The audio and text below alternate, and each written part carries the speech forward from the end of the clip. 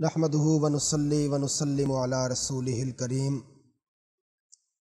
وعلى آله وأصحابه وأهل بيته أجمعين. أما بعد فأعوذ بالله من الشيطان الرجيم. بسم الله الرحمن الرحيم. إنا نحن نزلنا الذكر وإنا له لحافظون. صدق اللہ العظیم.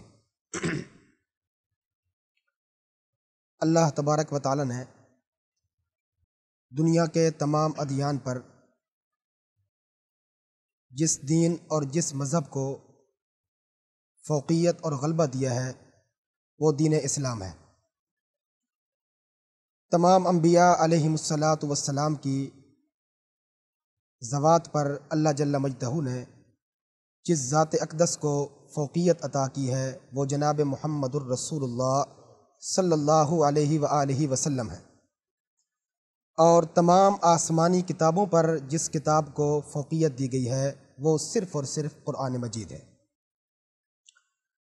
خالق کائنات نے قرآن مجید میں واضح الفاظ میں ارشاد فرمایا ہے کہ ہم نے اپنی اس کتاب کا وارث اپنے چنے ہوئے لوگوں کو بنایا ہے، اور چنے ہوئے لوگوں سے مراد با اتفاق محدثین اور مفسرین صرف اور صرف حضور اکرم صلی اللہ علیہ وآلہ وسلم کی یہ امت ہے.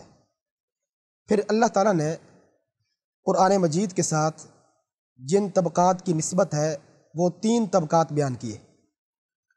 ثم اورثنا الکتاب الذی نصطفینا من عبادنا.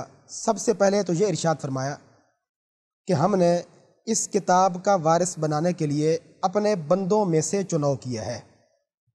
یعنی جس طرح اللہ تعالیٰ نے تمام انبیاء علیہم الصلاۃ والسلام میں سے سرکار دو عالم صلی اللہ علیہ وآلہ وسلم کا چناؤ کیا، سال کے 12 مہینوں میں سے رمضان المبارک کا چناؤ کیا، اور سال کی تمام راتوں میں سے لیلۃ القدر کا چناؤ کیا، اور تمام صحابہ کرام میں سے اللہ تعالیٰ نے خلیفۃ المسلمین حضرت سیدنا ابو بکر صدیق رضی اللہ تعالیٰ عنہ کا چناؤ کیا. ایسے ہی اللہ نے تمام آسمانی کتابوں میں سے قرآن مجید کا چناؤ کیا، اور اس کا وارث بنانے کے لیے اللہ نے اپنے پوری مخلوق میں سے اس امت کا چناؤ کیا. ثم اورثنا الکتاب الذی نصطفینا من عبادنا.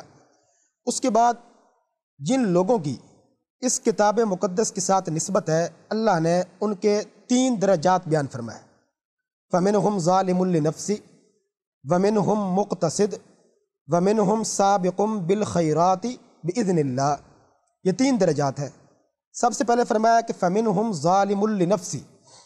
ایک طبقہ تو وہ ہے جس کا قرآن پر ایمان ہے لیکن عملاً وہ گناہوں سے اجتناب نہیں کرتا. کبیرہ اور صغیرہ گناہ گاہے گاہے ان سے سرزد ہوتے رہتے ہیں. عقیدے میں تو فرق نہیں آتا لیکن عمل میں کوتاہی ہو جاتی ہے. ان کو ظالم کہا گیا ہے، ظالم لنفسی، اس لیے کہ جو گناہ کرتا ہے وہ کسی کے ساتھ نہیں بلکہ اپنی جان پر سب سے بڑا ظلم کرتا ہے.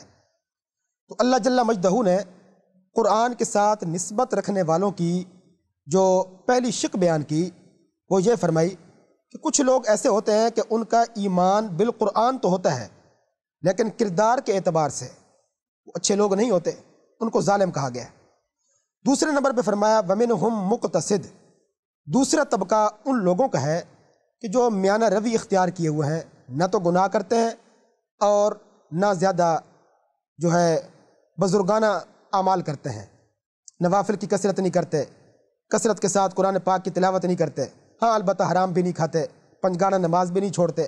تو ان کو فرمایا کہ یہ میانہ چال چلنے والے ہیں. تیسرے نمبر پہ اللہ جل مجدہ نے ارشاد فرمایا وَمِنْهُمْ سَابِقٌ بِالْخَيْرَاتِ بِإِذْنِ اللَّهِ.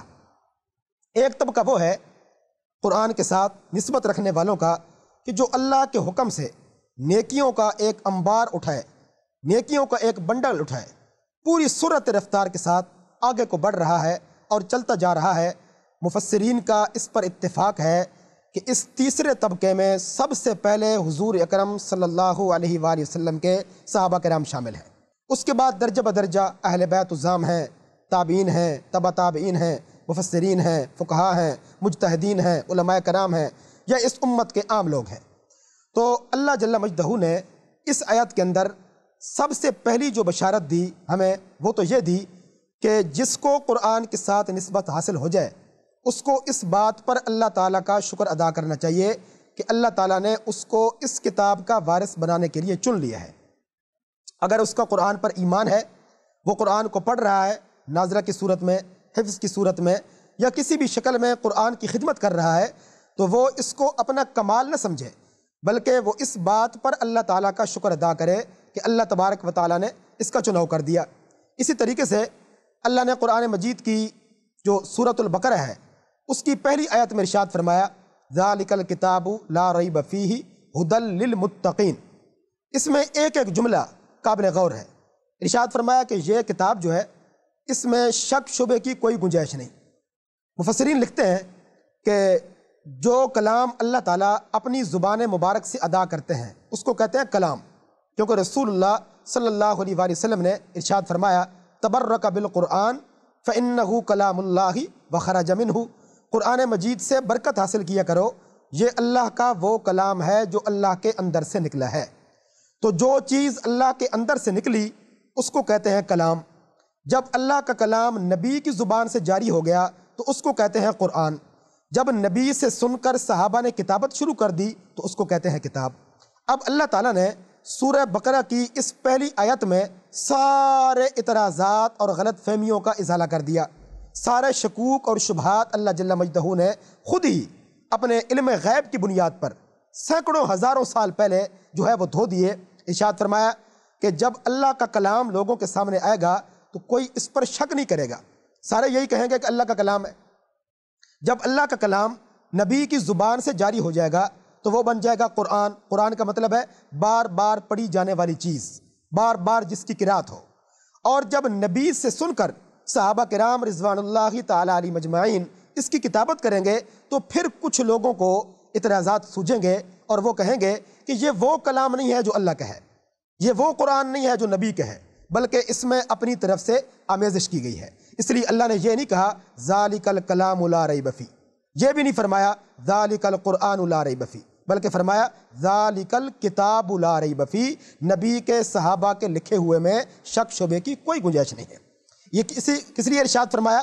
اس لیے کہ اللہ تبارک و تعالیٰ یہ بتانا چاہتے ہیں کہ جب میں نے اس کتاب کی وراثت کے لیے خود چناؤ کیا ہے تو اللہ کا چناؤ غلط نہیں ہوتا، اللہ کا چناؤ آگے بڑھ کر کسی نقص یا عیب کا شکار نہیں ہوتا، بلکہ جس کا اللہ چناؤ کر دے وہ پھر آخری دم تک کامل رہتا ہے، مکمل رہتا ہے۔